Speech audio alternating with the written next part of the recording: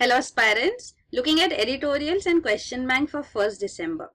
As per the demands of the students now, I have also included editorials from the Indian Express. So from now on, we will discuss 5 editorials every day, 2 from the Hindu and 3 from Indian Express. Only editorials which are of relevance will be discussed in detail, others will be just glanced through. The first editorial in the Hindu newspaper today is Provocation at Nagrota. So this is regarding the army base camp attacked by terrorists in Nagrota, which is near Jammu city. Even a hostage situation was averted. 7 soldiers lost their lives in this. So this editorial is now highlighting the armed forces paying the price because of escalating tensions between India and Pakistan. Not just because of high rates of terrorist attacks now, but also because this terrorist attack itself also shows high level of intelligence involved in planning and executing this attack.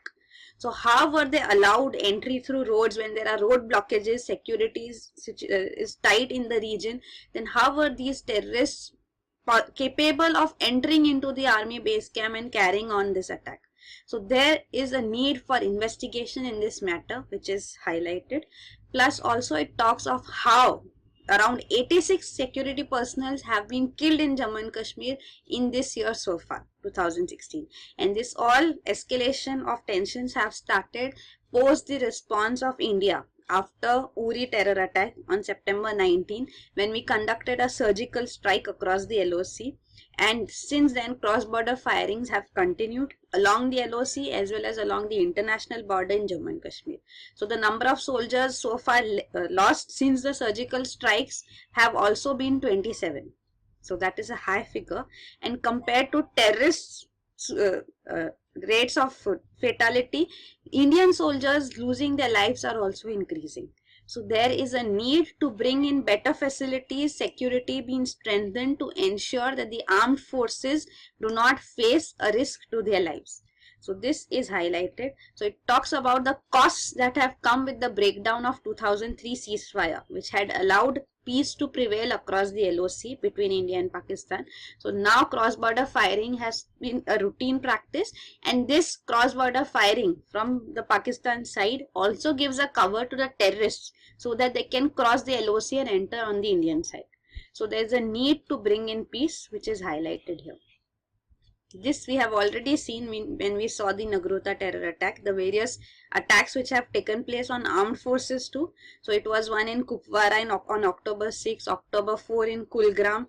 Then the September 19 Uri terrorist attack, of course we know, in which 19 soldiers lost their lives. Then also the Jan Pathankot Airways attack, in which all 4 terrorists were killed but even 7 soldiers lost their lives. So all these, and one of the worst cases of attacks in Jammu and Kashmir in 2002 is also highlighted. So here also armed forces lost their lives. So there is a need to reduce these fatalities, to bring in, enhance the security measures and installations in the armed forces and in Jammu and Kashmir also.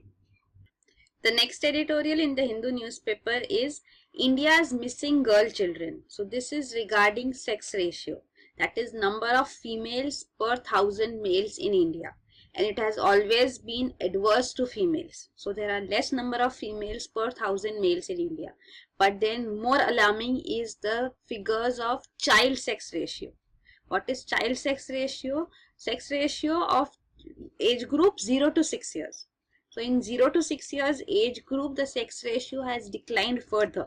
So this is clear evidence of less number of females being born presently over the years, in recent years, and sex ratio declining further. So here you can see the figures. These are census figures. So 1961 to 2011, every census data is shown. This red line shows, graph line shows the sex ratio, overall sex ratio, and this purple line shows child sex ratio. So sex ratio was 941 overall population, in 0 to 6 age group 960 in 1961, and now you can see, starting with the declining trend in 1971, it has come down to 914 per 1000 males, boys in India in 2011, as compared to 927 in 2001. So less number of females born per 1000 males. And though sex ratio has, overall sex ratio has increased to some extent, but this figure is alarming. This is showing the future trend now. So as a response to this too, the government had launched a scheme, Beti Bachao Beti Padhao scheme. So this was launched in Jan 2015 along with another scheme for females again, Sukanya Samriddhi Yojana. So these two schemes were launched. The target of this scheme was to improve the child sex ratio from present 914 to then 918. So these figures actually come from the census figures, also are updated over a period of time. So this was the target to improve child sex ratio. So the action plan under this scheme is also highlighted here. You can see it promotes early registration of pregnancy and helping in institutional delivery, ensuring that panchayats display the entire figures about newborn boys and girls every month. It holds panchayats responsible for child marriage, and it has created a parliamentary forum of MPs to look into this matter as well. Under Sukanya Samriddhi Yojana also, an account is opened in the name of girl child before she attains the age of 10, and then deposits are provided in it in multiples of 100, and these deposits up to a maximum of 1.5 lakh in a year can be done, and the government will also make a contribution. So interest rate for this is 9.1%. So that is government contribution, and no income tax will be charged on this. And 50% of this money can be withdrawn after the girl turns 18 years, and account will remain operative till the girl is 21 years of age. So this is amount being accumulated for the girl child to ensure that female feticide is reduced. What the editorial is highlighting is also these figures, national figures of sex ratio and child sex ratio are not giving the clear figure, are masking the horrors of, it says, particular districts and panchayats where these figures are much below the national average. So states like Haryana are infamous for female feticide and very low child sex ratio. So this is despite PCPNDT Act, Preconception and Prenatal Diagnostic Techniques Act, which do not allow the sex of the fetus being revealed to the parents till birth. So it's only after birth that the sex is known. Still we see that illegal practices do take place and female feticide is prevalent, which is showing how the child sex ratio is declining in India. So there are steps that need to be brought in for this matter, and what the editorial is presently focusing on is the current news on Cradle Baby Scheme. So this was a scheme of Tamil Nadu government started in 1992 to prevent female feticide. So the female child also was killed. So to ensure that the female child is not killed, these cradles were put forth in various centers, government hospitals, and parent can go ahead and put their child in this cradle so that child can go ahead for adoption, and the identity of the parents was anonymous. So this helped in reducing female feticide and ensuring that girl child is well taken care of and is in hands where they are desired rather than being in undesirable hands. So this Cradle Baby scheme has been questioned presently, that how can this scheme go on till date. So this was put forth by the Tamil Nadu High Court. If you look at it, the Cradle Baby scheme of 1992 is losing its sheen now. There are less number of females, children, girl child being put in these cradles, but still there are high figures as well in some centers where it is shown that even in a single center, in a 6-year period, 260 babies were abandoned. So this is still a high figure. So that is being questioned. Then the next editorial which we'll look at is the editorial from Indian Express. Now the editorials from the Indian Express are much more direct, speaking the truth, giving an unbiased point of view, but then whether you can use such harsh words in your answers is another matter. So for that matter, a balanced centrist perspective, a mild tone, and not going into emotions. It's better to follow the Hindu line of thought. But then, of course, there is nothing wrong, and it's brave journalism which is shown by Indian Express. So we'll discuss them too. The first editorial in the Indian Express newspaper for 1st December 2016 is on Jana Gana Mana. So this is regarding the Supreme Court order on national anthem, that it should be mandatorily played in all cinema halls before the screening of a movie, and that everybody should stand up and show respect. plus all doors have to be closed to ensure that there is no disturbance. So this order of the Supreme Court is called a complete judicial overreach. It says that invoking the constitution is again, for implementing this order, is against the spirit of the constitution itself. So it calls for Article 51A, which is part 4A of the constitution, which talks of fundamental duties. But fundamental duties are non-justiciable in nature. That is, they cannot be enforced in the court of law. So this being evoked for enforcing this order is against the spirit of the constitution, because these are non-justiciable.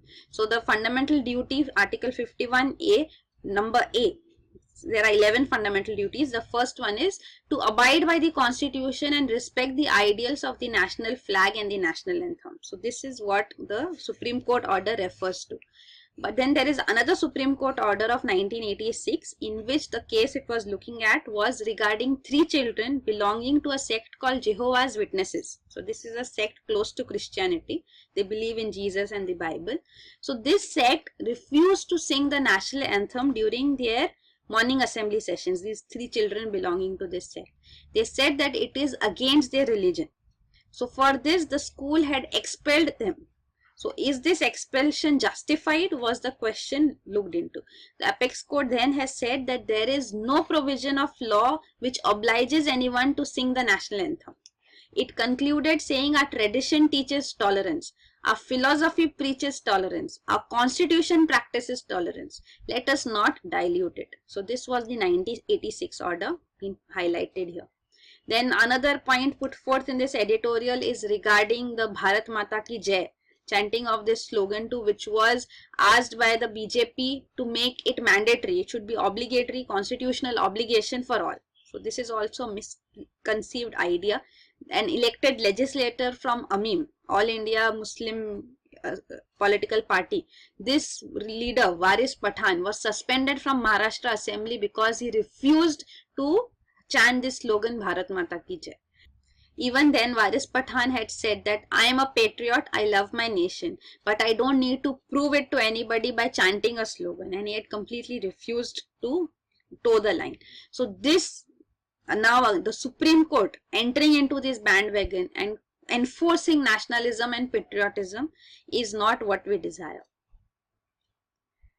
Then this next editorial is Mourn and Learn. So this is again regarding the Nagrota terrorist attack. So again here it is talking about how the country is suffering because of armed forces being killed in escalating tensions between India and Pakistan. So they are the ones who pay the price. So this, it says, even as a country mourns the young soldiers who laid down their lives in the line of duty, citizens need to push their elected leaders to demand answers, for there is no way to ensure more young lives are not lost in vain.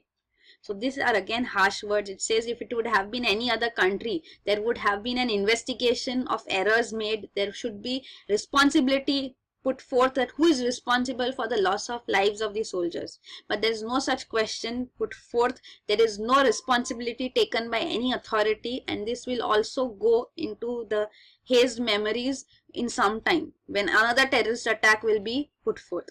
So this is highlighted here. You see the difference between the editorials in the Hindu and the Indian Express. So it's asking that government is responsible and has to take responsibility. It cannot allow such instances to take place. So security measures have to be enhanced and government has to take in responsibility. So that is the point put forth here. Then the next editorial in the Indian Express newspaper is regarding the football scandal in which a former coach, Barry Bannell, has been accused of child sex abuse by many English footballers. So this is being put forth now. So there are such instances when kids who are away from their homes in hostels and academies where they are being coached for months and are undergoing such abuses has to be highlighted, and there is need for much more investigation in this matter and ensuring that such instances do not take place. So this is the international issue which is being highlighted here. Then next we go to the question bank. Again, the question put forth here is based on the national anthem case. So the question is, the Supreme Court recently ruled that the national anthem must be played in cinema halls across the country before a film is screened, and everyone present must stand and pay respect. How far can this ruling succeed in evoking patriotism? Elaborate. So here again, what we have already discussed in the two editorials is again put forth here in a clear sequential manner so that you can write an answer. So this article, which is also there in the Hindu Perspective page, calls this popcorn patriotism. So it says that it's a personal choice and you have freedom in a democracy. But apart from that too, if you look into it, why are cinema halls being chosen to display patriotism? Is the question put forth, because it says that if it has to be played, it should be played in schools, it should be played in legislatures before they start their business, it should be played in courts itself. So why cinema halls are being picked up for displaying patriotism, when even in cinema halls the kind of movies, commercial movies which are screened, where we see item numbers put forth, so after standing up and paying respect to the national anthem, you sit down and watch such movies. It says it's some blockbuster movie, a chartbuster movie with many items, songs and skin flashes, then what is the sense in paying respect and then sitting? So it should be played, it's as good as a bhajan, a patriotic, a religious song. So a religious song is played in temples. So same way even the national anthem is of that stature. So how can you ask it for being played in cinema halls, where whatever be the movie being displayed? It says if it is before some nationalist movie like Swades or Border, then it's still understood that it is being asked to play the national anthem. So this is the point put forth, that why cinema halls. That is the first and foremost thing. Another thing is about invoking the constitution. So this we have already discussed, that 551A, this is non-justiciable fundamental duties. Also earlier Supreme Court ruling we have already discussed. So that point is also there when it says that tolerance is what we need to practice. And another is about enforced patriotism. So there was also an instance when a poet from Panaji, he had been targeted by the people there, labeled as traitor because he did not stand when national anthem was being played in the cinema hall. But the point was that he could not stand up, he was in a wheelchair. So what about disabled people? What about those who can't stand? So how can this order be implemented in such cases too? So how can patriotism be enforced? It says that patriotism is a value which is cherished by most of the people, and they would demonstrate it without any hesitation in whatever way possible. But then how can it be enforced? It's a private personal matter. How can you put an order asking people to implement it, to display it compulsorily? So that is also another question. So based on these you can write your answer. So that is it for 1st December. Thank you.